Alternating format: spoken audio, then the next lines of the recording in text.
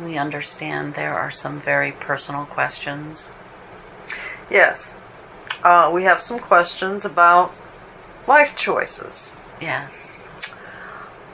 A lot of our life is pre-planned before we are born. This feels like a blessing. Then we realize we have free will. The concern is, how do we ever make the right decisions?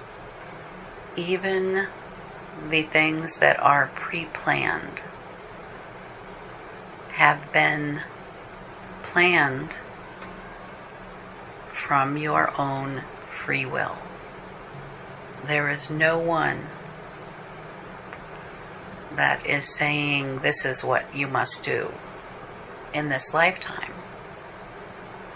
It is all a choice of the individual. What is needed is a remembering, a reconnecting with the higher self, with the part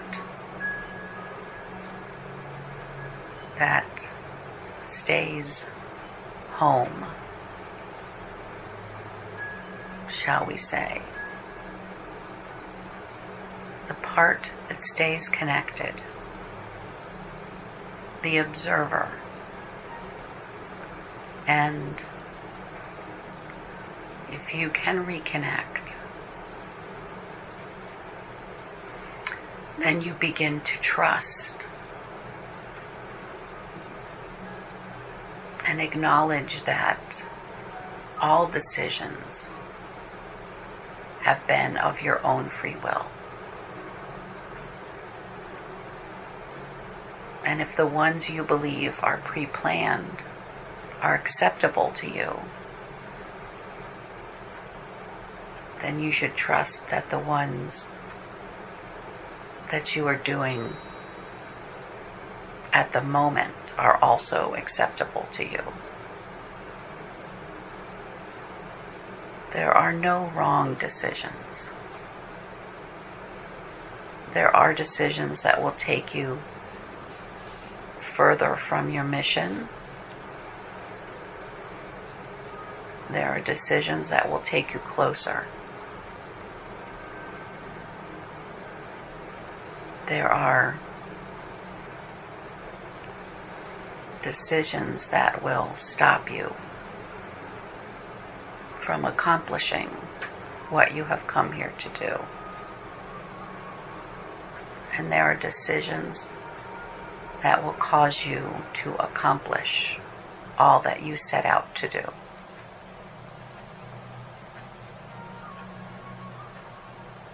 It does not matter what order you do these in.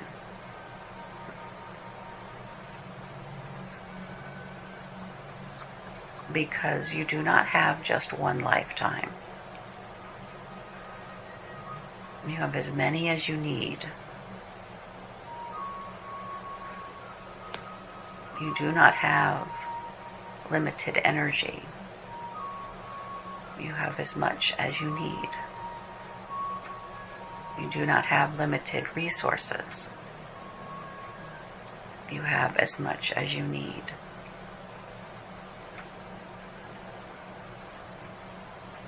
Even those choices that feel wrong, when you look back at them years later,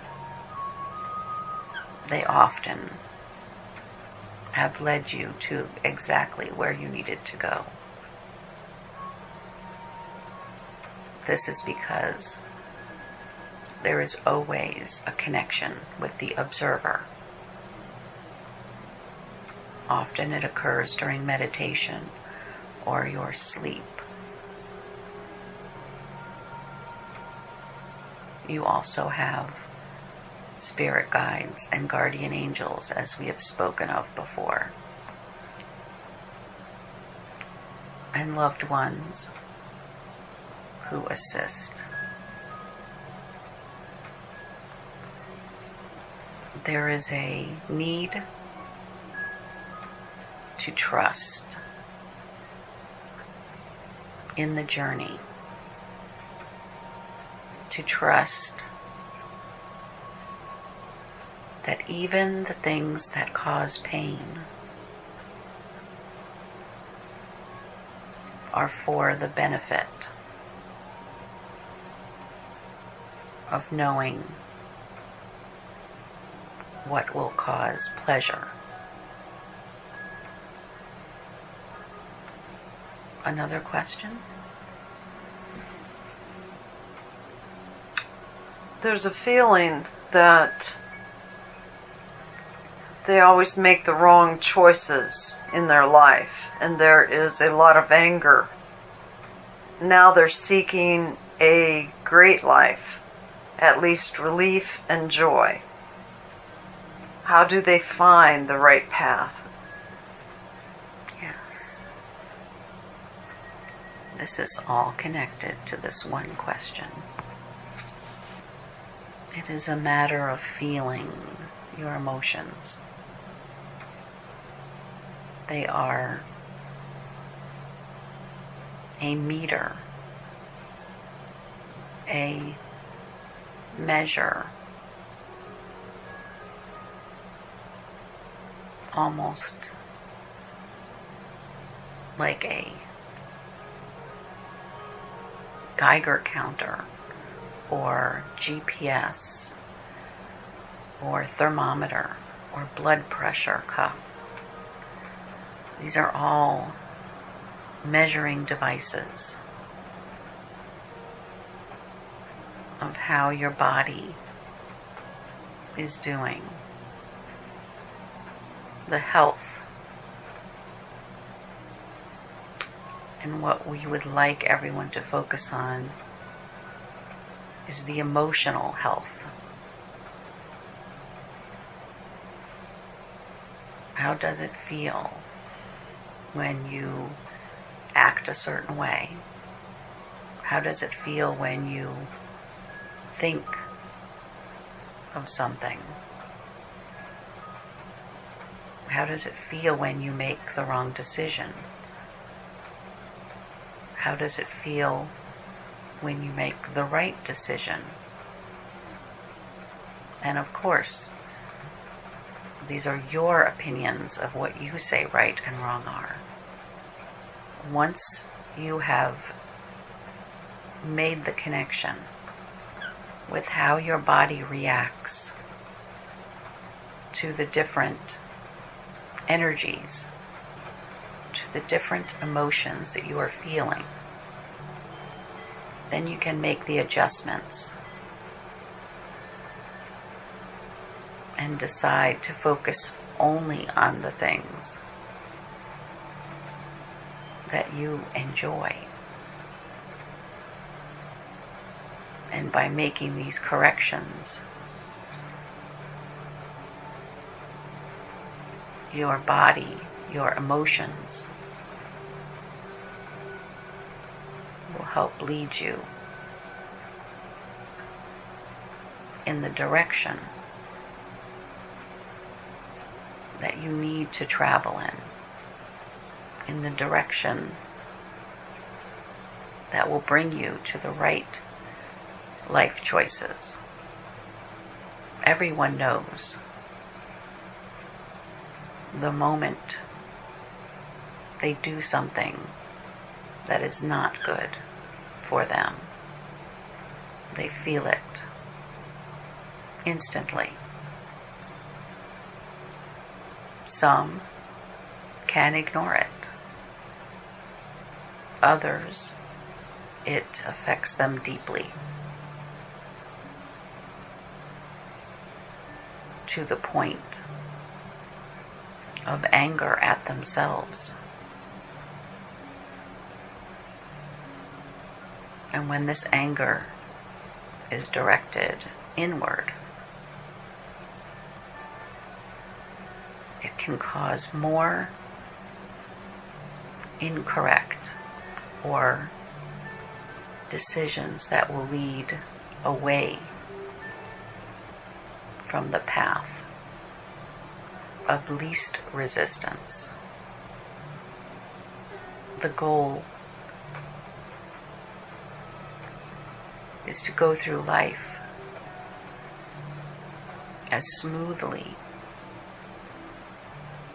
as easily as you can. This is what most people want. This is the way to find happiness. Others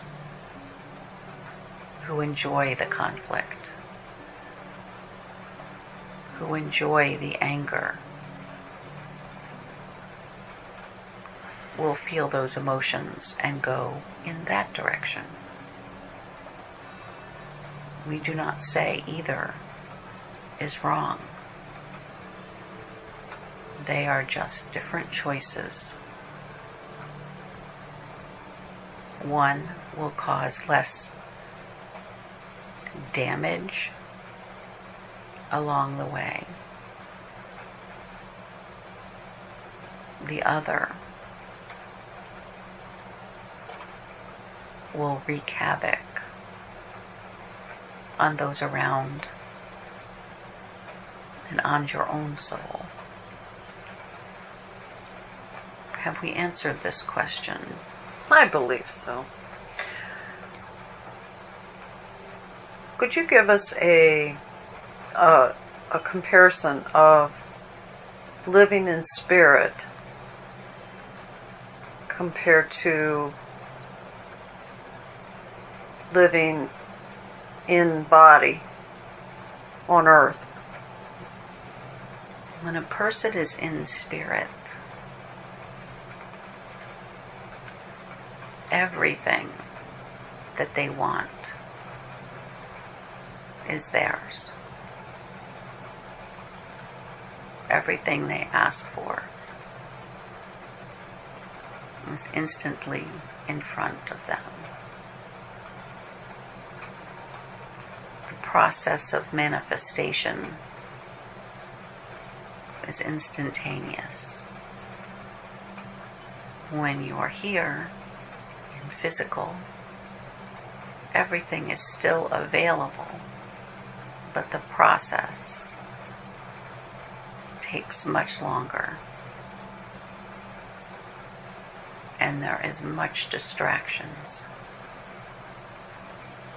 that pull people away from what they desire. And some think that they should not have what they desire.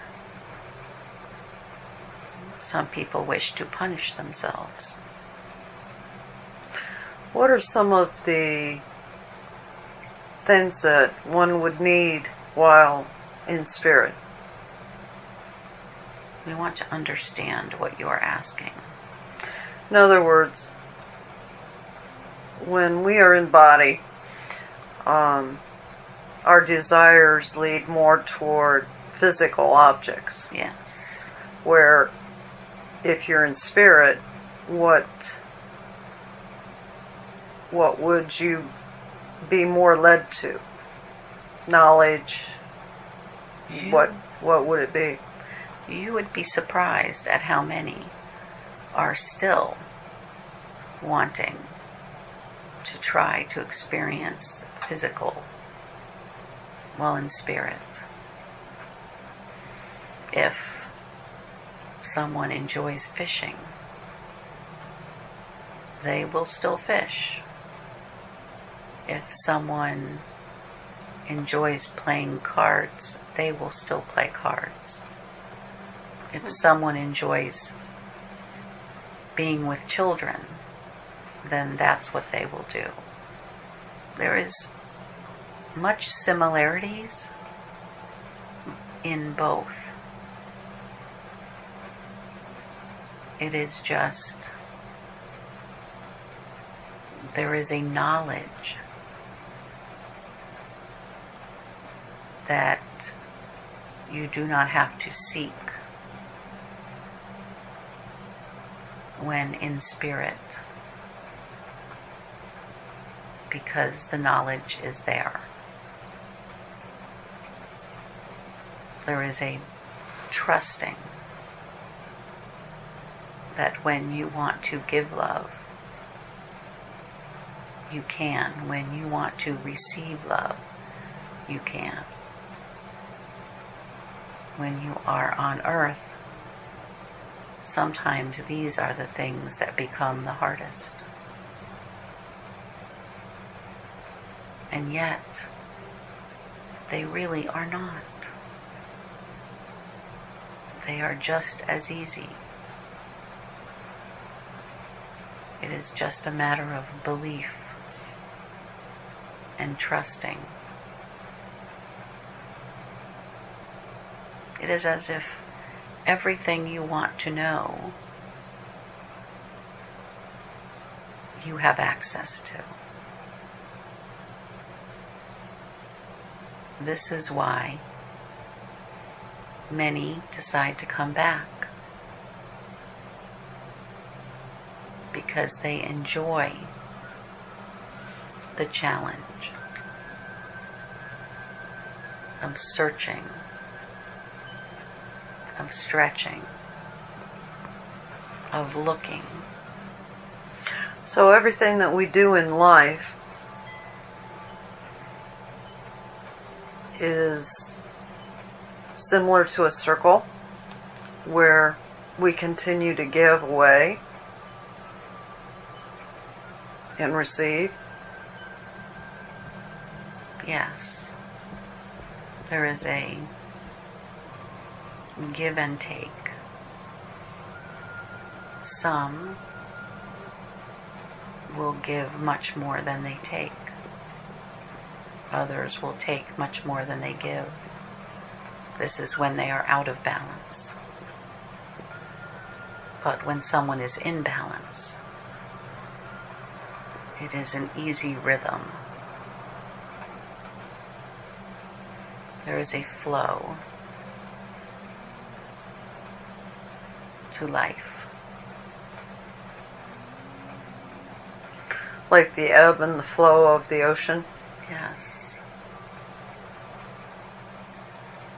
There is an easiness that comes, a relaxation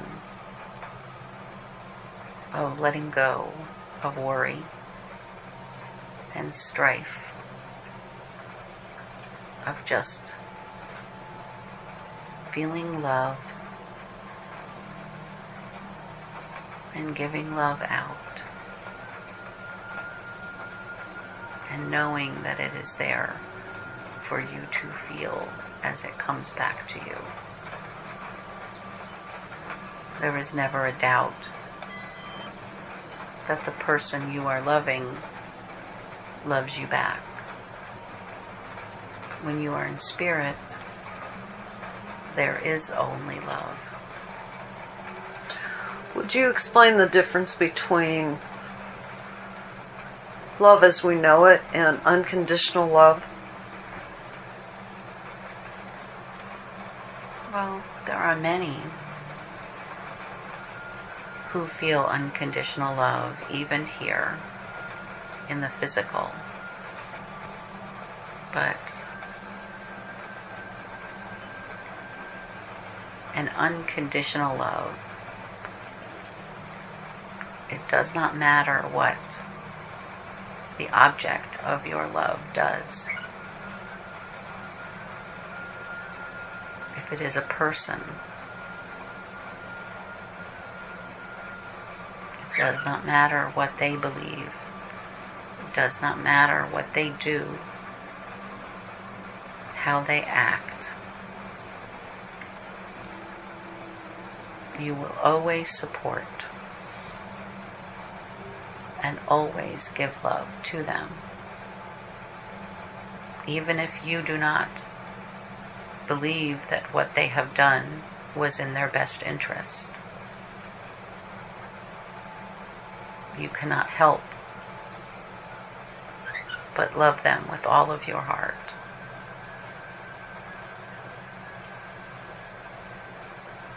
Whereas love with restrictions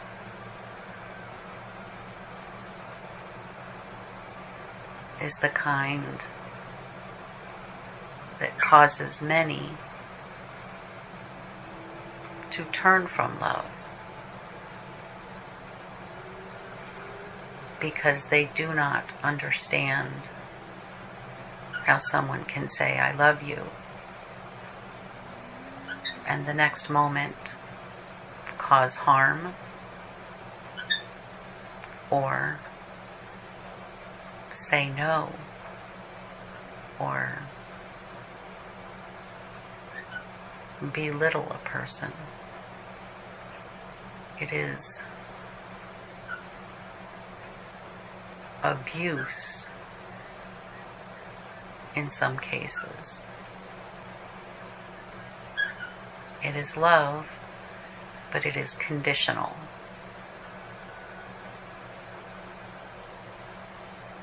And unconditional love, even if someone does what you believe to be one of the worst things that can be done, you will still love them. You will still trust that there is a part of them that is worth loving. And you do not keep love from them. Is there any more that you would like to say to sum things up for the people asking these questions? We know this has been an unusual session. There is much sadness that we feel, both from the person who originally asked the questions and from the person asking the questions. There is a hope for love, a hope for unconditional love. There is someone who keeps love from both. And we know that this has caused an emptiness in one spot. We want to say that when someone feels this, it's called many names. It could be called a blockage. It is almost like, in some cases, it is an emptiness. In other cases, it is a brick wall that weighs heavily. Sometimes it is a need to fill up.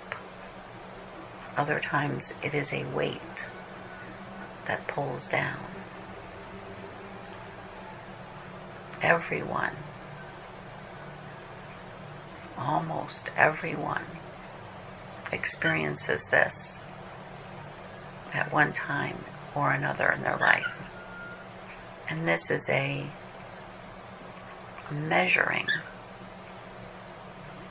of sorts.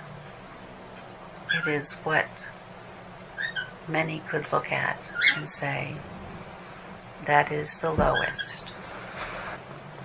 That is where I do not ever wish to go again.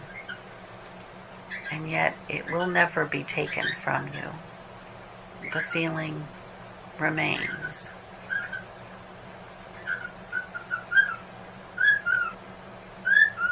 This is because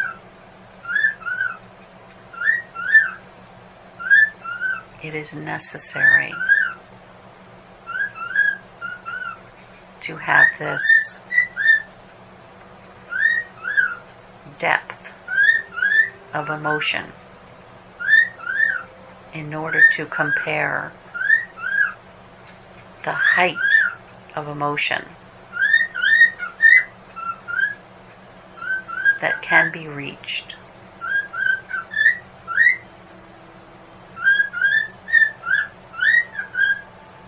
the utter joy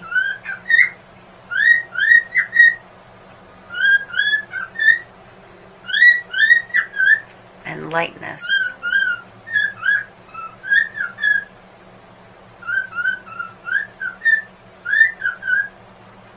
and perfection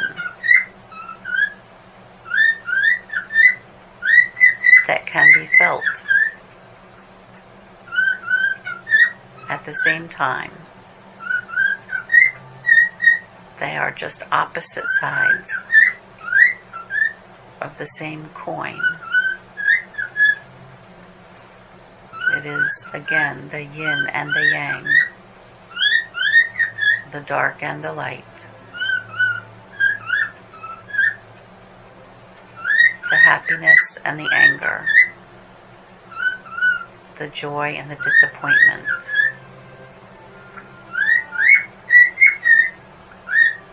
You need both in order to know where to go next.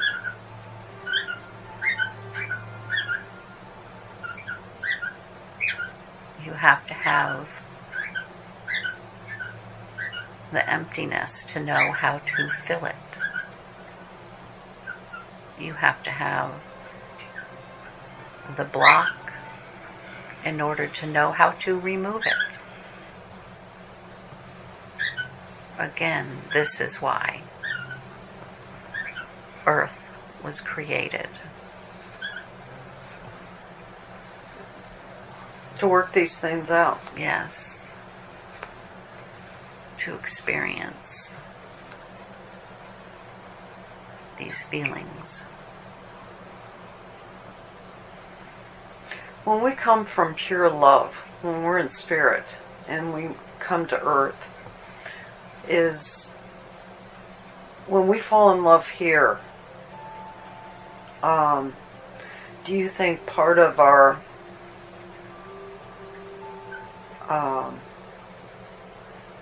different ailments such as depression and falling in and out of love is due to because we miss that pureness that we had in spirit? It is because you know there's a part that remembers and knows the complete joy of that unconditional love, of that ability to manifest instantly. And you seek the same when in the physical. Thank you for clarifying that. You're welcome. We hope this has assisted some today. We feel an awakening